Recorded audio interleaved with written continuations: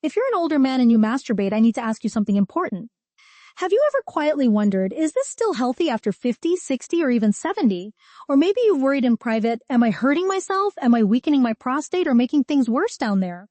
If so, you're not alone. This is one of the most common yet rarely spoken questions I hear from men in their later years. And the truth is, there's a lot of confusion out there. Some say it's dangerous, some say it's essential. Most men are simply left in the dark. That's why today we're going to break the silence. I'm Dr. Sophia. I've been a practicing urologist for over 10 years, and I've helped thousands of men navigate not just their sexual health, but their dignity, their confidence, and their quality of life.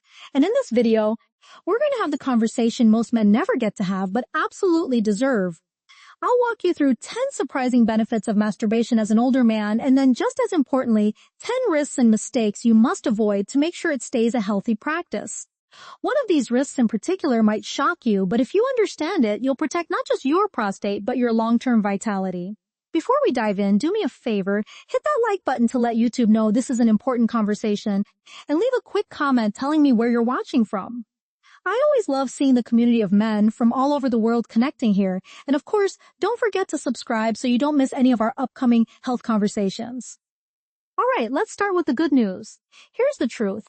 Masturbation does not automatically damage your body, weaken your performance, or shorten your lifespan. In fact, for many men, it can be part of a healthy routine when it's done consciously and in moderation. The real issue isn't whether you masturbate, it's how you do it, how often, and whether it's serving your health or slowly stealing from it. That's what most men don't realize, and that's why understanding both the benefits and the risks is so important. So, let's talk science. This isn't about myths, locker room jokes, or old-fashioned shame. This is about what decades of research in urology, endocrinology, and psychology have taught us about the male body as it ages. From Harvard studies on prostate health to European research on hormone regulation to clinical observations of men in their 60s, 70s, and beyond, the evidence is clear. Masturbation has both powerful benefits and potential pitfalls, and when you understand both sides, you can use it as a tool to protect your health rather than accidentally harm it. So let's go step by step. Benefit number 1, it maintains penile health. Think of erections like exercise for your body. When you achieve one, blood flows into the spongy chambers of the penis, the corpora cavernosa. That blood carries oxygen and nutrients, keeping tissues elastic and healthy. Without regular erections, tissues can stiffen and over time it becomes harder to achieve firmness. Masturbation acts like a workout for this vital system. Benefit number 2, it promotes prostate health. This is huge. Multiple studies, including a landmark Harvard study, show that regular ejaculation helps flush the prostate. That means secretions, toxins, and dead cells don't build up, lowering your risk of both enlargement symptoms and even prostate cancer. Benefit number 3, it strengthens your pelvic floor. Every orgasm involves rhythmic contractions of the pelvic muscles, especially the pubic oxygus. Strong pelvic muscles mean better erectile control, better bladder control, and even less risk of leakage or incontinence later in life. Benefit number 4, it lowers cortisol, the stress hormone. We live in a stressful world. Masturbation triggers a sharp drop in cortisol, the hormone that raises blood pressure, increases anxiety, and strains your heart. In other words, it's nature's built-in stress relief. Benefit number 5, it releases a cocktail of feel-good chemicals. Dopamine, oxytocin, endorphins. These brain chemicals surge after orgasm. That's why many men feel calm, connected, and even joyful afterward. For older men, these neurochemical boosts can help combat loneliness, depression, and low motivation. Benefit number 6, it improves self-awareness and detection. By regularly touching your body, you learn what's normal and what's not. Many men first detect issues like testicular lumps, Peyronie's disease, or unusual swelling during self-pleasure. Early detection saves lives. Benefit number 7, it improves sleep. After orgasm, your body releases prolactin and oxytocin, hormones that relax you and make sleep deeper and more restorative. For men who struggle with insomnia, this can be a surprisingly powerful tool. Benefit number 8, it improves pelvic blood circulation. Beyond erections, the increased blood flow benefits your prostate, bladder, and surrounding muscles. Poor circulation leads to stagnation, which can worsen urinary symptoms. This habit keeps things moving. Benefit number 9, it can train ejaculatory control. Through conscious techniques like the stop-start method, masturbation gives men a private way to practice control. For those dealing with premature ejaculation, this can translate into more confidence with a partner. Benefit number 10, it keeps desire and neural pathways alive. The brain is the ultimate sex organ. By engaging in sexual fantasy and stimulation, you keep the neural circuits of desire active. This protects libido and prevents the use it or lose it effect many men experience.